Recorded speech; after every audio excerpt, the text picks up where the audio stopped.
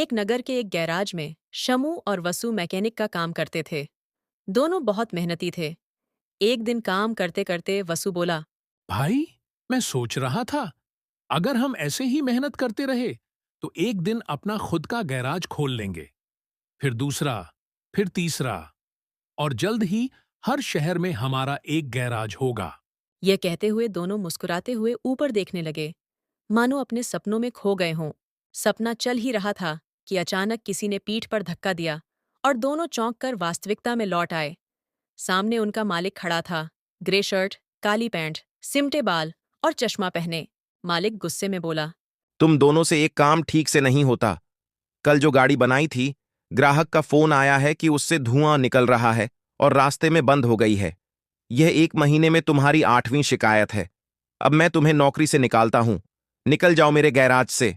शामू ने समझाने की कोशिश की, मालिक, हो सकता है ग्राहक की गाड़ी ही खराब हो।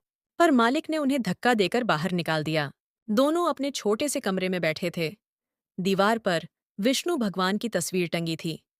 वसु बोला, भाई, हम जहां भी जाते हैं, मन लगाकर काम करते हैं, पर हर जगह हमें निकाल दिया जाता है। किसी को हमारी कदर नहीं। शामू ने कहा। हाँ, चल किसी दूसरी जगह चलते हैं, शायद वहां हमारी कीमत हो। वसु ने पूछा। पर करेंगे क्या? शामू हंसकर बोला, माँ कहती थी, भगवान का नाम लेने से सब मिलता है, तो हम बाबा बनकर लोगों को ज्ञान देंगे और उनसे दान लेंगे। वसु चौंक गया। क्या ज्ञान देंगे? जो माँ हमें देती थी। ज्यादा सवाल मत कर, सामान बांध। हम राजा सूर्यदेव के चंपक नगर जा रहे हैं। चंपक नगर पहुंचकर दोनों ने केसरिया धोती, शॉल, रुद्राक्ष की माला, खड़ाऊं पहन ली और बरगद के पेड़ के नीचे चबूतरा बनाकर बैठ गए। शामू, शामू। वसु, अब से तेरा नाम वसैश्वर है और मैं सिद्ध योगी। वसु नगर में जाकर ऐलान करने लगा, एक सिद्ध योगी आए हैं, हर समस्या का हल देंगे। कुछ दान लेकर आइए। लोग आने लगे, दान देने लगे और शमु उन्हें गुरु मंत्र देता। हर बिक्री से पहले मन में श्री राम जपो, सफल रहोगे, पर किसी को मत बताना।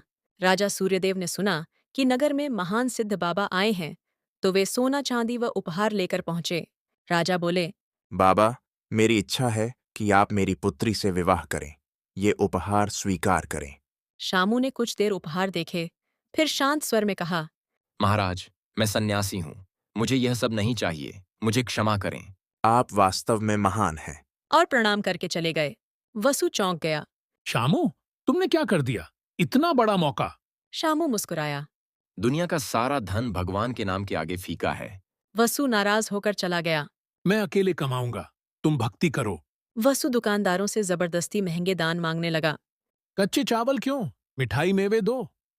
इतने जवाहरात हैं, कुछ कीमती दो। सारा दान लेकर वह अकेले भागने की सोच रहा था। पेड़ के नीचे बैठकर मिठाई खा ही रहा था कि डकैत आ गए। जो है सब दे दो, वरना वसु डरकर पोथली दे देता है, पर वो डकैत बोला। अब तुझे मारना पड़ेगा।